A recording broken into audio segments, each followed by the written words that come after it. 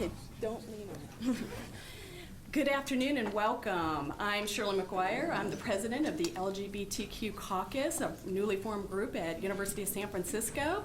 And we're sponsoring a series on diversity in the church with the Lane Center at USF. And this series has been funded by the Jesuit Foundation, and we really thank them for their generous support. And our host today is Most Holy Redeemer Church, and I thank you for welcoming us into your home. Yay!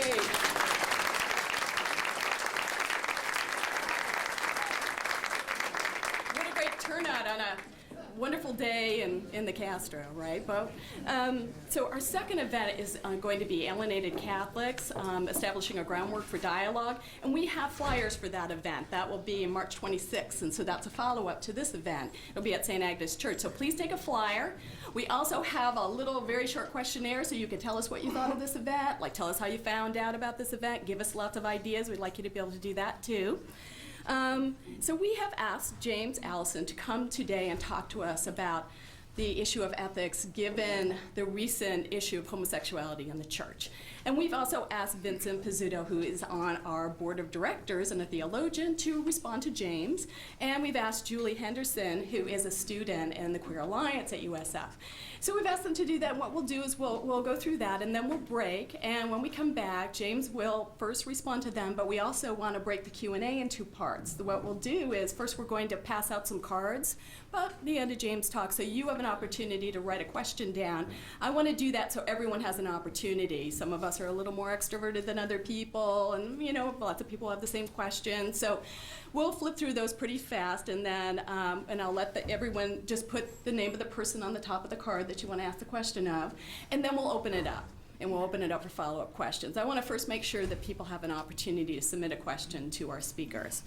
Okay, great. And so we know people be pretty enthusiastic, and we always ask people to balance their enthusiasm with respect, but I think we all can do that. We're kind of hoping for a spirited debate, but I know that we can do this and have it be a nice, respectful dialogue.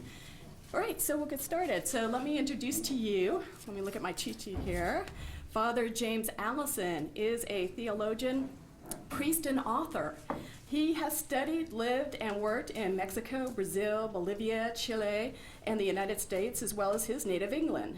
He earned his doctorate in theology from the Jesuit facility in Belo Horizonte, Brazil, and he is the author of, Knowing Jesus, Raising Abel, Living in the End Times, The Joy of Being Wrong, Faith Beyond Resentment, Fragments Gay and Catholic, and most recently, On Being Light. Thanks very much.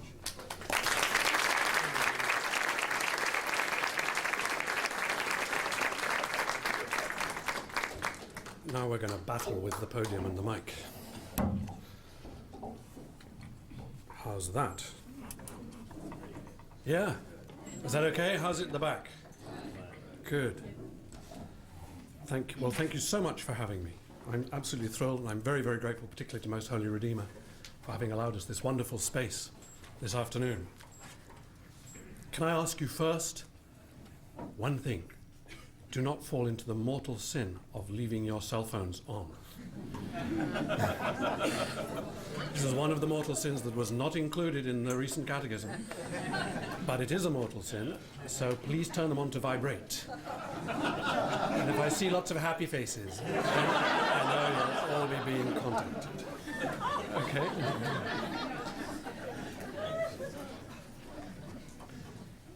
Okay, the question that USF asked me to address is it ethical to be Catholic? Queer perspectives. The question you've asked me to address is, to my mind, a somewhat surprising one which has had me scratching my head. You see, it would never have crossed my mind to wonder whether it's ethical to be Catholic. And I'm not at all sure that I understand where the question's coming from.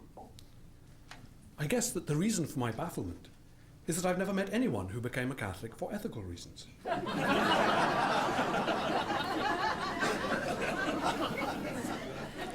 Every Catholic is so, every Catholic I know is so either because they were baptized as an infant and brought up that way, or because they converted to Catholicism later in life.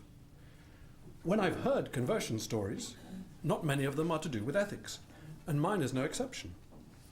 I became a Catholic when I was 18, at a time when there was no Pope. Paul VI had just died. And so at my reception into the church, I recited a formula of obedience to our Pope N.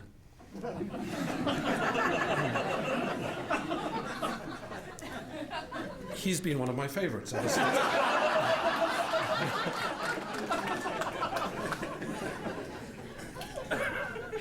Every now and then over the last 25 years or so, I've been tempted to want him to come back soon. At the moment, I'm very happy with his substitute. But what brought me into the church was a mixture of two graces. The first was having fallen in love with a Catholic classmate at school some years earlier. He was and is straight, but I perceived a certain warmth of personality in him which seemed untypical of the world of Protestant schoolboys in which I lived, and I associated that warmth with his being a Catholic. The second was a special grace at a time when I was at a very low ebb, having just started to come out as a gay man in a very hostile, conservative, evangelical environment, shortly before going to university.